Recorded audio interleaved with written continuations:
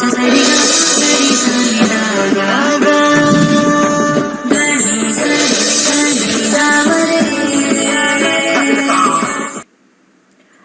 ವೀಕ್ಷಕರೇ, ನೀವು ನೋಡ್ತಾ ಇದ್ದೀರಾ ನಕ್ಷತ್ರ ನಾಡಿ ವಿಶೇಷ ಕಾರ್ಯಕ್ರಮಕ್ಕೆ ಎಲ್ಲರಿಗೂ ಪ್ರೀತಿಯಿಂದ ಸ್ವಾಗತ. ನಾನು ಪ್ರವೀಣಿ ದಾಸ್. ವೀಕ್ಷಕರೇ, ಇವತ್ತಿನ ಕಾರ್ಯಕ್ರಮದ ಮುಖಾಂತರವಾಗಿ ಬಹಳಷ್ಟು ಮಾಹಿತಿಯನ್ನು ನಾವು ನಿಮಗೆ ನೀಡ್ತಾ ಇದ್ದೀವಿ. ಜ್ಯೋತಿಷ್ಯ ಶಾಸ್ತ್ರದ ಕುರಿತಾಗಿ, ಸಂಖ್ಯಾಶಾಸ್ತ್ರದ ಕುರಿತಾಗಿ. ಹಾಗೆ ಇದು ನೇರ ಪ್ರಸಾರ ಕಾರ್ಯಕ್ರಮ ಆಗಿರೋದ್ರಿಂದ ನೀವು ಕೂಡ ಕರೆಗಳನ್ನು ಮಾಡಬಹುದು. ಗುರುಜಿಯೊಟ್ಟಿಗೆ ನೇರವಾಗಿ ಮಾತಾಡಿ ನಿಮ್ಮೆಲ್ಲಾ ಸಮಸ್ಯೆಗಳಿಗೆ ಪರಿಹಾರವನ್ನ ನೀವು ಕಂಡುಕೊಳ್ಳಿಕ್ಕೆ ಅವಕಾಶವಿದೆ.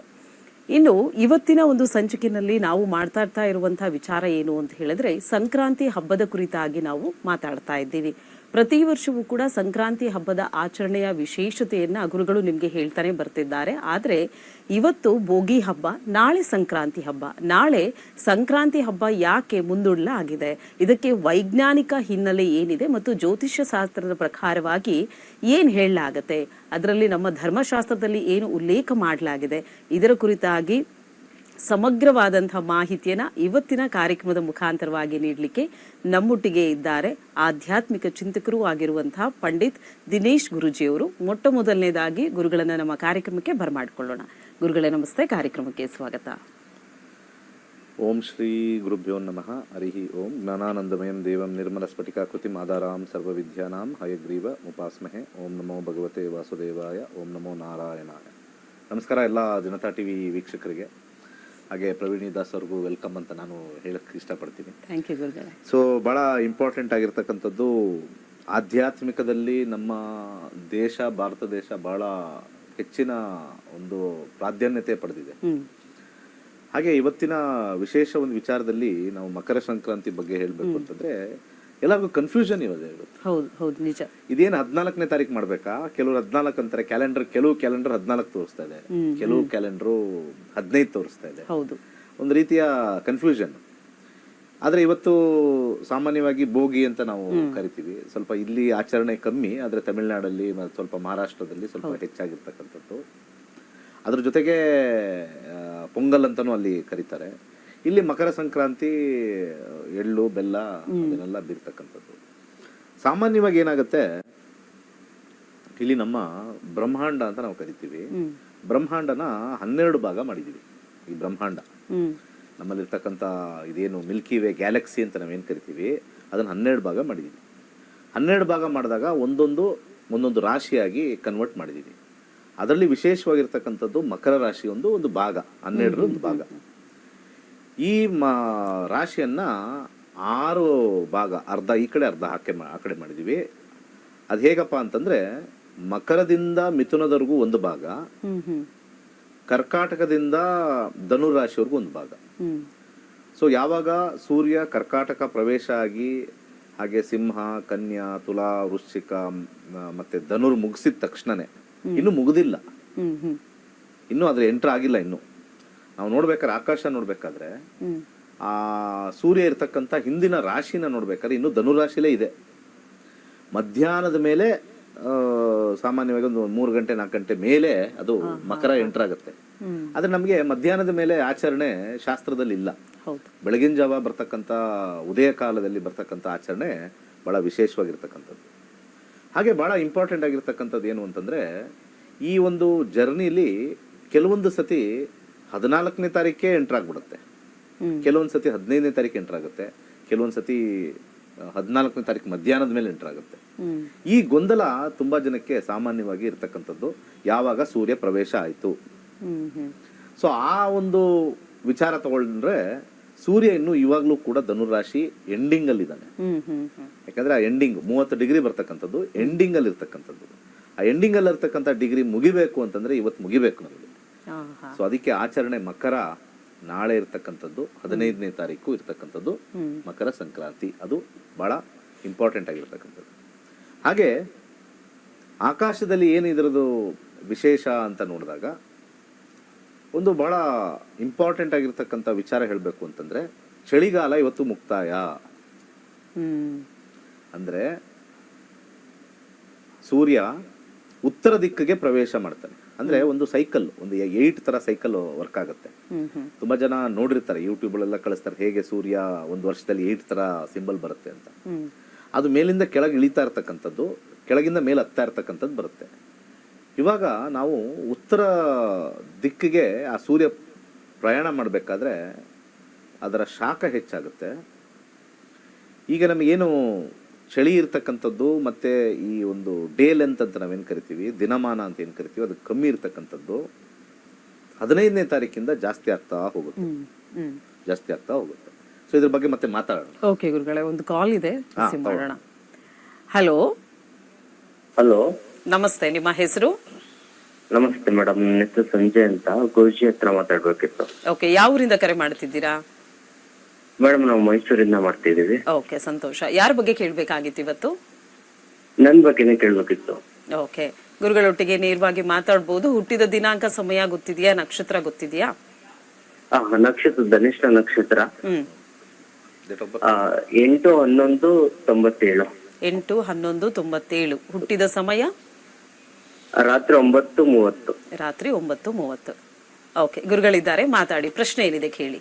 ಹುಟ್ಟಿದ ಊರು ಒಂದು ಹೇಳ್ಬಿಡಪ್ಪ. ಮೈಸೂರು ಗುರುಜಿ. ಮೈಸೂರು. ಓಕೆ, ಮೈಸೂರು ತಗೊಂಡ್ಬಿಡ್ತೀನಿ ಒಂದು.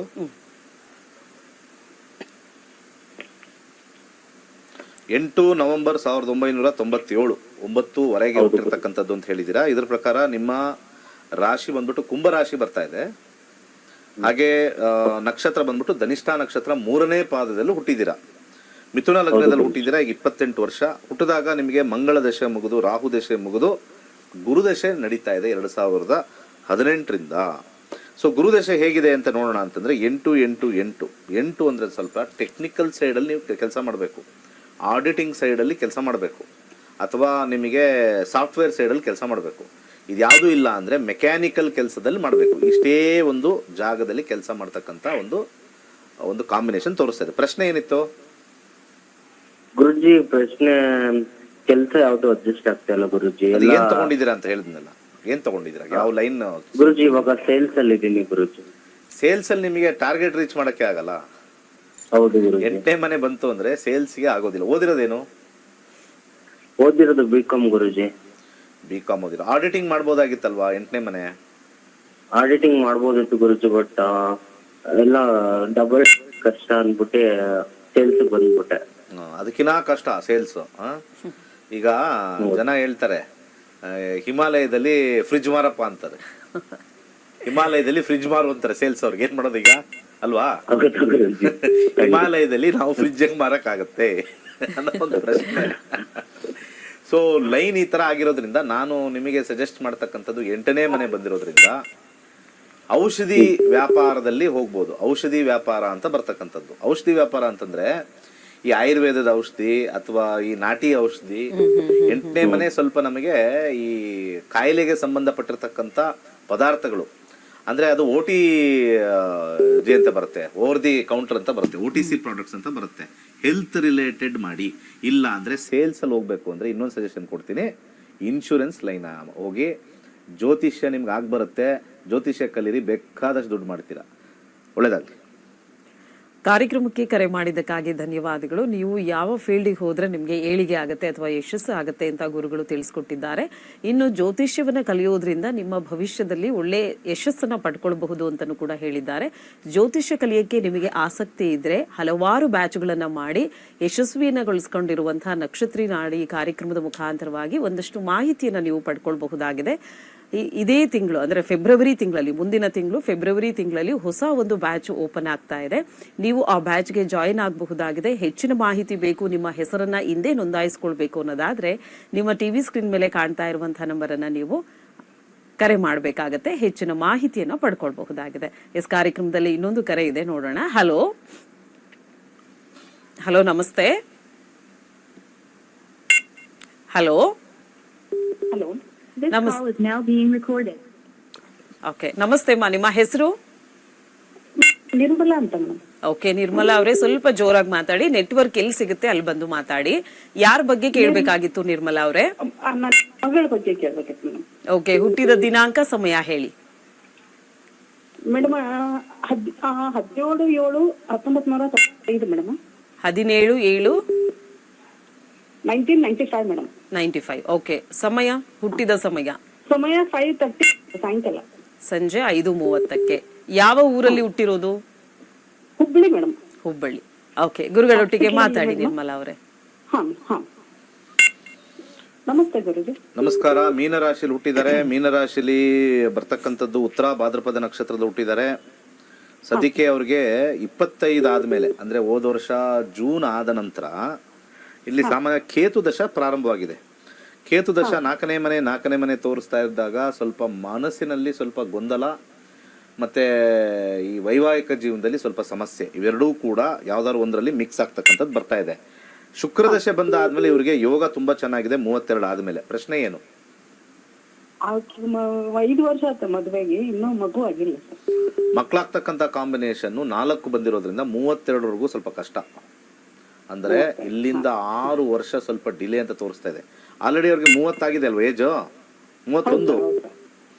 ವಿವಾಹದಲ್ಲಿ ಸ್ವಲ್ಪ ಸಫಲತೆಯನ್ನ ಹೊಂದೋದು ಕಷ್ಟ. ಅದ್ರ ಜೊತೆಗೆ ಮಕ್ಕಳಾಗ್ತಕ್ಕಂಥ ಒಂದು ಕಾಂಬಿನೇಷನ್ ಸ್ವಲ್ಪ ನೆಗೆಟಿವ್ ಕಾಂಬಿನೇಷನ್ ಇರೋದ್ರಿಂದ ನಾನು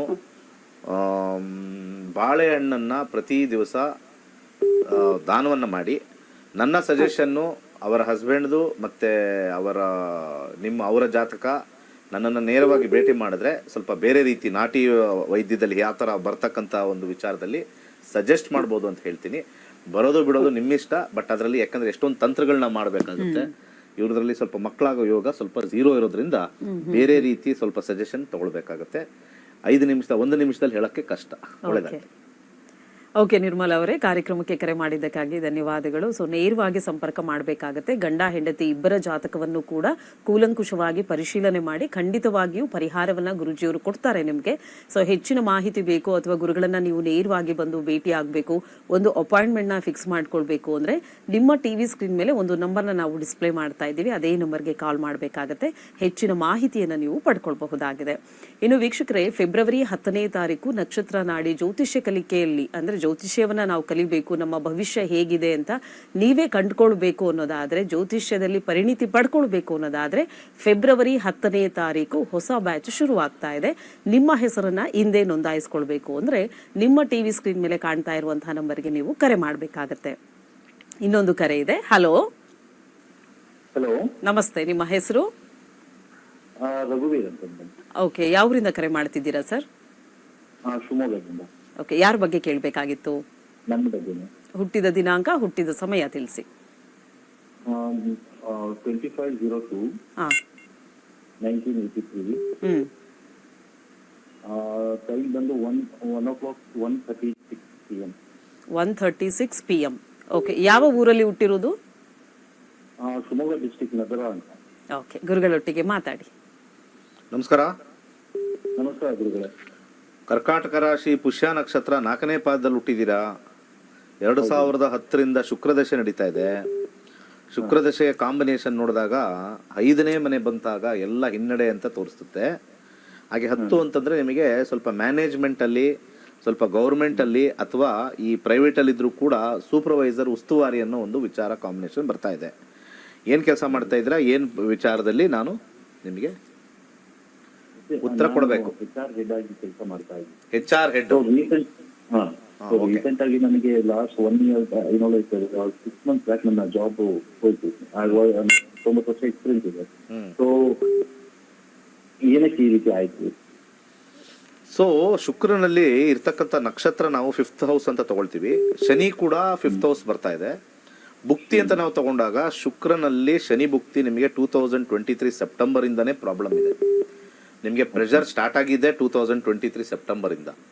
2026 ನವೆಂಬರ್ ವರೆಗೂ ಈ ಪ್ರೆಷರ್ ಹಾಗೇ ಇರುತ್ತೆ. ಭುಕ್ತಿ 5ನೇ ಮನೆ ಇರ್ತಕ್ಕಂಥದ್ದು. ಎಳ್ಳೆಣ್ಣೆಯನ್ನು ದಾನ ಮಾಡ್ತಾ ಬನ್ನಿ. ನಿಮಗೆ ಈ ಇಯರ್ ನವೆಂಬರ್ ಆದ್ಮೇಲೆ ನಿಮಗೆ ಶಾರ್ಟ್ಲಿ ಒಂದು ಜಾಬ್ ಸಿಗುತ್ತೆ 2-3 ಮಂತ್ಸ್ ಅಲ್ಲಿ. ನವೆಂಬರ್ ಆದ್ಮೇಲೆನೆ ನಿಮಗೆ ಅಭಿವೃದ್ಧಿ ಕಾಣಿಸೋದು. ದಿ ನೆಕ್ಸ್ಟ್ ಸ್ಟೇಜ್ಗೆ ಹೋಗ್ತೀರಾ. Good finance, good name and fame ಎಲ್ಲಾನು ಬರುತ್ತೆ. ಅಥವಾ ನಿಮ್ದೇ ಓನ್ ಆಗಿ ಸ್ಟಾರ್ಟ್ ಮಾಡ್ತಕ್ಕಂಥ ಆಲೋಚನೆನೂ ಕೂಡ ಬರ್ತಕ್ಕಂಥ ಸಾಧ್ಯತೆ ಬರುತ್ತೆ. ಎರಡೂ ನಿಮಗೆ ಸಕ್ಸಸ್ ಆಗುತ್ತೆ. ಬಟ್ ಆದ್ರೆ ನವೆಂಬರ್ ಅಂದ್ರೆ ಇನ್ನೂ ಒಂದು 10 months ನಿಮ್ಗೆ ಇದೇ ತರ ಸಫರ್ ಆಗ್ಬೇಕು ಅಂತ ಸ್ವಲ್ಪ ಇದೆ. ಸೊ ಇದಕ್ಕೆ ಈಸಿ ಅಂತಂದ್ರೆ ಎಳ್ಳೆಣ್ಣೆಯನ್ನ ದಾನ ಮಾಡಿ ಒಳ್ಳೇದಾಗುತ್ತೆ. ಕಾರ್ಯಕ್ರಮಕ್ಕೆ ಕರೆ ಮಾಡಿದ್ದಕ್ಕಾಗಿ ಧನ್ಯವಾದಗಳು. ಹೆಚ್ಚಿನ ಮಾಹಿತಿ ಬೇಕು ಅಥವಾ ಗುರುಗಳನ್ನ ನೀವು ನೇರವಾಗಿ ಬಂದು ಭೇಟಿ ಆಗಬೇಕು ಅಂದ್ರೆ ನಿಮ್ಮ ಟಿವಿ ಸ್ಕ್ರೀನ್ ಮೇಲೆ ಕಾಣ್ತಾ ಇರುವಂತಹ ನಂಬರ್ಗೆ ನೀವು ಕರೆ ಮಾಡಬೇಕಾಗುತ್ತೆ. ವೀಕ್ಷಕರೇ, ನಕ್ಷತ್ರ ನಾಡಿ ಕಾರ್ಯಕ್ರಮದಲ್ಲಿ ಇನ್ನೊಂದಷ್ಟು ಮಾಹಿತಿಯನ್ನ ಗುರುಗಳು ನಮಗೆ ನೀಡ್ತಾರೆ. ಅದಕ್ಕಿಂತ ಮುಂಚಿತವಾಗಿ ಕಾರ್ಯಕ್ರಮದಲ್ಲಿ ಪುಟ್ಟದೊಂದು ವಿರಾಮ. ಎಲ್ಲರಿಗೂ ನಮಸ್ಕಾರ. ವೈಜ್ಞಾನಿಕ ತಂತ್ರಜ್ಞಾನವನ್ನು ಒಳಗೊಂಡಿರುವ ನಕ್ಷತ್ರ ನಾಡಿ ಜ್ಯೋತಿಷ್ಯ ತರಗತಿಗಳಿಗೆ ಸುಸ್ವಾಗತ. ಈ ತರಗತಿಗಳಲ್ಲಿ ಪಂಡಿತ್ ದಿನೇಶ್ ಗುರೂಜಿ ಅವರು ಕಲಿಸಿಕೊಡುವ ವಿಚಾರಗಳೆಂದರೆ ನಮ್ಮ ಬ್ರಹ್ಮಾಂಡದ ಸೃಷ್ಟಿ, ವಿಷ್ಣುವಿನ ದಶಾವತಾರಗಳಲ್ಲಿ ವೈಜ್ಞಾನಿಕ ಆಧಾರ, 4 ಯುಗಗಳು, ಉತ್ತರ ಧ್ರುವದ ಪ್ರಾಮುಖ್ಯತೆ, ನಕ್ಷತ್ರಗಳು, ರಾಶಿಗಳು, ರಾಹು ಮತ್ತು ಕೇತು ಪುರಾಣ, ರಾಶಿ ಚಕ್ರದಲ್ಲಿ 27 ನಕ್ಷತ್ರಗಳ ಸ್ಥಾನ, ರಾಶಿ ಚಕ್ರದ ಡಿಗ್ರಿ ಲೆಕ್ಕಾಚಾರ, ನಕ್ಷತ್ರದ 108 ಪಾದಗಳು, ದಶಾ ಲೆಕ್ಕಾಚಾರ, ರಾಶಿ ಚಕ್ರದ ಗುಣಲಕ್ಷಣಗಳು, ಲಗ್ನದ ಪ್ರಾಮುಖ್ಯತೆ, ಲಗ್ನ ಲೆಕ್ಕಾಚಾರ, ದಿನಗಳಲ್ಲಿ ಲಗ್ನವನ್ನು ಕಂಡುಹಿಡಿಯುವ ಸರಳ ಲೆಕ್ಕಾಚಾರ, ಲಗ್ನದಿಂದ ವಿವಿಧ ಮನೆಗಳಲ್ಲಿನ ಗ್ರಹಗಳು, ನಕ್ಷತ್ರ ನಾಡಿ ತತ್ವಗಳು, ಗ್ರಹಾಧಿಪತಿ, ನಕ್ಷತ್ರಾಧಿಪತಿ, ಉಪ ನಕ್ಷತ್ರಾಧಿಪತಿ ಲೆಕ್ಕಾಚಾರ, ಪ್ರಶ್ನಾಶಾಸ್ತ್ರದ ಮುಖೇನ 249 ವಿಭಾಗಗಳ ಲೆಕ್ಕಾಚಾರ, ವಿಶ್ಲೇಷಣೆಯಲ್ಲಿ ದಶಾ, ಭುಕ್ತಿ, ಅಂತರ್ಭುಕ್ತಿಯ ಅರ್ಥ, ಜಾತಕದಲ್ಲಿ, ಶಿಕ್ಷಣದಲ್ಲಿ ಆಯ್ದುಕೊಳ್ಳಬಹುದಾದ ಕೋರ್ಸ್, ಪಡೆಯಬಹುದಾದ ಶೇಕಡವಾರು ಯಶಸ್ಸು, ಉದ್ಯೋಗ ಅಥವಾ ವ್ಯವಹಾರದಲ್ಲಿ ಕ್ಷೇತ್ರದ ಆಯ್ಕೆ, ವ್ಯವಹಾರದಲ್ಲಿ ಯಶಸ್ಸಿನ ಲೆಕ್ಕಾಚಾರ, ಮದುವೆ ವಿಚಾರದಲ್ಲಿ ಸಂಯೋಗಗಳು, ತೊಂದರೆಗಳು, ವಿಚ್ಛೇದನ, ಸಂತಾನದಲ್ಲಿ ತೊಂದರೆಗಳು, ವಿಳಂಬವಾಗುವುದು, ಆಸ್ತಿ ಅಥವಾ ವಾಹನ ಖರೀದಿಯಲ್ಲಿನ ಸಮಯವನ್ನು ತಿಳಿಯುವುದು, ಆರೋಗ್ಯ ವಿಚಾರಗಳಲ್ಲಿ ಶುಭ ಅಶುಭ ಸಮಯದ ಲೆಕ್ಕಾಚಾರ, ಆರೋಗ್ಯ ಸಮಸ್ಯೆಗಳು ಉಂಟಾಗುವ ಸಮಯ ಮುಂತಾದ ವಿಚಾರಗಳ 3 ಹಂತಗಳಲ್ಲಿ ಶುಭ ಅಶುಭ ಸಂಯೋಗಗಳ ವಿಭಜನೆ, ಪವರ್ ಪೊಸಿಷನ್, ಪುಷ್ಪ ಸಿದ್ಧಾಂತ, ಗೋಚಾರದ ವಿಶ್ಲೇಷಣೆ, ಆಯ್ದ ಸೆಲೆಬ್ರಿಟಿಗಳ ಜಾತಕಗಳ ವಿಶ್ಲೇಷಣೆ, ಪರಿಹಾರಗಳು, ರತ್ನಗಳು, ರುದ್ರಾಕ್ಷಿಗಳು, ಮಂತ್ರ, ಕಲರ್ ಥೆರಪಿ, ದಾನದ ಪರಿಕಲ್ಪನೆ, ಇನ್ನು ಅನೇಕ ವಿಚಾರಗಳ ಬಗ್ಗೆ ಅತ್ಯಂತ ಸರಳವಾಗಿ ಗುರೂಜಿಯವರು ತರಗತಿಯಲ್ಲಿ ಕಲಿಸಿಕೊಡುತ್ತಾರೆ. ಈ ತರಗತಿ ಜೊತೆಗೆ ಅತ್ಯಾಧುನಿಕ ತಂತ್ರಜ್ಞಾನದಿಂದ ಬಳಕೆಯಲ್ಲಿರುವ ಗೋಲ್ಡ್ ಟ್ರೀ ಆಸ್ಟ್ರೋ ಆಪ್ ಮೂಲಕ ಜಾತಕವನ್ನು ಪರಿಶೀಲಿಸುವ ಸುಲಭವಾದ ತಂತ್ರಗಳನ್ನು ಗುರೂಜಿಯವರು ತಿಳಿಸಿಕೊಡುತ್ತಾರೆ. ಜೀವನಕ್ಕೆ ಅತ್ಯಗತ್ಯವಾಗಿರುವ ವಿಚಾರಗಳನ್ನು ತಿಳಿಯಲು ಇಂದೇ ಈ ನಕ್ಷತ್ರ ನಾಡಿ ತರಗತಿಯನ್ನು ಸೇರಿ ನಿಮ್ಮ ಜೀವನದ ವಿಚಾರಗಳಿಗೆ ಮಾರ್ಗದರ್ಶಕವಾಗಿರುವ ಜ್ಯೋತಿಷ್ಯವನ್ನು ಅಳವಡಿಸಿಕೊಳ್ಳಿ. ಹೆಚ್ಚಿನ ಮಾಹಿತಿಗೆ ಇಂದೇ ನಮ್ಮ ನಕ್ಷತ್ರ ನಾಡಿಯನ್ನು ಸಂಪರ್ಕಿಸಿ. ಧನ್ಯವಾದಗಳು. ಶ್ರೀ ಮಹಾಲಕ್ಷ್ಮಿಯ ವಾಹನವಾಗಿರುವ ಉಂಗುರವನ್ನು ಧರಿಸುವುದರಿಂದ ಹಣಕಾಸಿನಲ್ಲಿ ಅಭಿವೃದ್ಧಿ, ಆರ್ಥಿಕ ಪ್ರಗತಿ, ವ್ಯವಹಾರದಲ್ಲಿ ಯಶಸ್ಸು, ಆದಾಯದಲ್ಲಿ ಹೆಚ್ಚಳವಾಗುವಿಕೆ, ಎಲ್ಲಾ ರೀತಿಯ ಧನಾತ್ಮಕ ಅಂಶಗಳು ಹೆಚ್ಚಳವಾಗುತ್ತದೆ. ಅತ್ಯಂತ ಶಕ್ತಿಶಾಲಿಯಾದ ಲಕ್ಷ್ಮೀ ಸ್ವರೂಪವಾಗಿರುವಂತಹ ಈ ಗೂಬೆ ಉಂಗುರವನ್ನು ಧರಿಸಿ ಆರ್ಥಿಕ ಅಭಿವೃದ್ಧಿಯನ್ನು ಹೊಂದಿರಿ. ಈ ಗೂಬೆ ಉಂಗುರಕ್ಕಾಗಿ ಇಂದೇ ನಮ್ಮ ನಕ್ಷತ್ರ ನಾಡಿ ತಂಡವನ್ನು ಸಂಪರ್ಕಿಸಿ. ಧನ್ಯವಾದಗಳು.